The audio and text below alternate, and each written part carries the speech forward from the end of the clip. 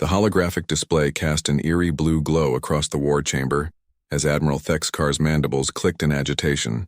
The hegemony's finest military minds had gathered aboard the flagship Dominance, their various species united in one singular purpose: the complete subjugation of the human homeworld.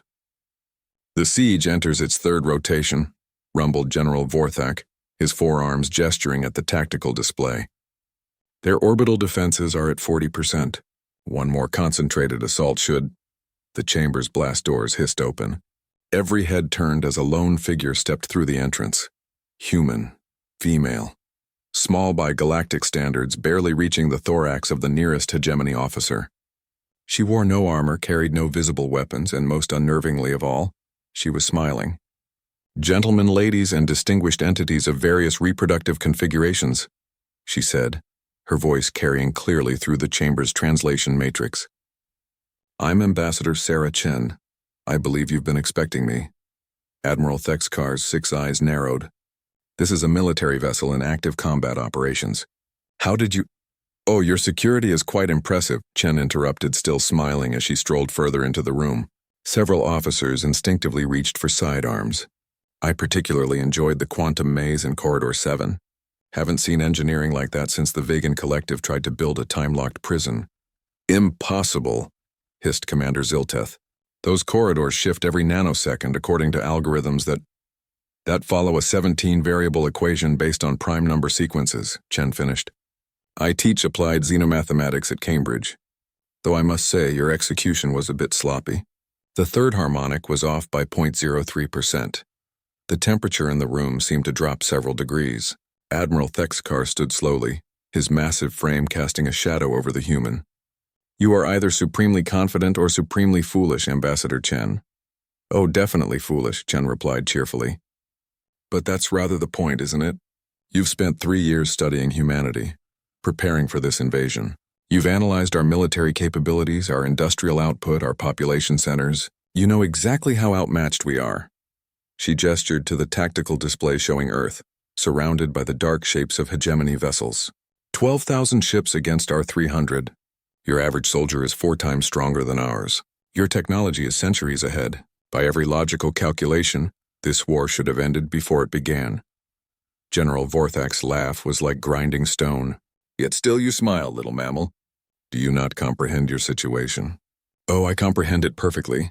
Chen's smile widened. "That's why I'm here to discuss your surrender." The silence that followed was broken only by the ambient hum of the ship's systems. Then slowly laughter began to ripple through the assembled officers. It started as amused chittering and grew into full-throated guffaws from a dozen different species. Ambassador Chen waited patiently for the mirth to subside. "Admiral," she said once quiet returned, "may I ask what you know about human recreational activities?" Thexkar's mandibles twitched. "I fail to see the relevance. Indulge me. It's important. We know you engage in various forms of competition, sports, games, puzzles." "Excellent. And have you heard of a game called poker?" "A card game involving statistical probability and deception," Commander Zilteth answered. "Crude entertainment." "Precisely. Now in poker, there's a concept called pot odds. It's about whether the potential reward justifies the risk of the bet." Chen walked to the tactical display and traced a finger along Earth's orbital trajectory. "You've calculated the odds of conquering Earth, but have you calculated the odds of surviving the attempt?" "Threats now?" Admiral Thexkar's voice carried dangerous undertones. "Not threats, mathematics." Chen turned back to face the assembled officers. "You see, you've made a fundamental error in your calculations. You've assumed this is a war of conquest. It's not. It's a war of extinction." She began walking around the chamber, hands clasped behind her back like a professor delivering a lecture. "Humans have a saying. It's not the size of the dog in the fight, it's the size of the fight in the dog. You've spent years studying our military. But did you study our history? Our psychology? We are aware of your species' aggressive tendencies," General Vorthak rumbled. "Aggressive?" Chen laughed. "General, we spent thousands of years perfecting the art of killing each other before we ever reached the stars. We weaponized everything from sharp sticks to quantum particles. We turned science itself into a tool of destruction." She paused at a viewing port, gazing out at the stars. But more importantly, we learned something that you, in all your technological superiority, have never grasped. We learned that sometimes the only way to win is to make sure your enemy can't win either. A chill seemed to settle over the room. Admiral, what do you know about our stellar engineering projects? Thexkar consulted his tactical display. The humans have been experimenting with solar collectors and energy harvesting. Primitive attempts at wrong, Chen said softly. We've been building the largest bomb in galactic history. The display screens around the chamber suddenly flickered, showing new data streams that definitely hadn't been there before. Chen's smile never wavered. You see, while you were planning your invasion, we were implementing something we called the Samson Protocol. If Earth falls, our sun goes supernova. The blast radius will take out this entire system and 17 others, including, I might add, your homeworlds. The mathematical projections on the screens were undeniable. The technological signatures were authentic. The implications were staggering.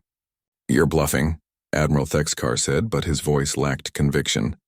Am I? Chen turned back to face him. Admiral, let me ask you something. In all your studies of humanity, what did you learn about our response to extinction-level threats? When no answer came, she continued. We don't surrender. We don't compromise. We take our enemies with us. Her smile never faltered. Now, gentlemen, about that surrender. 3 hours later, Ambassador Sarah Chen walked out of the War Council chamber, still smiling. Behind her, the largest invasion fleet in galactic history began its long journey home. In her pocket, her personal communicator chimed with a message from Earth. Sarah, please tell me you didn't actually threaten to blow up the sun.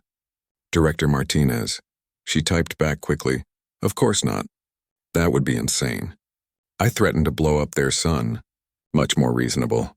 Sometimes, Chen reflected as she made her way to the shuttle bay, the best way to win a poker game wasn't to have the best hand. It was to convince everyone else that you were crazy enough to burn down the casino.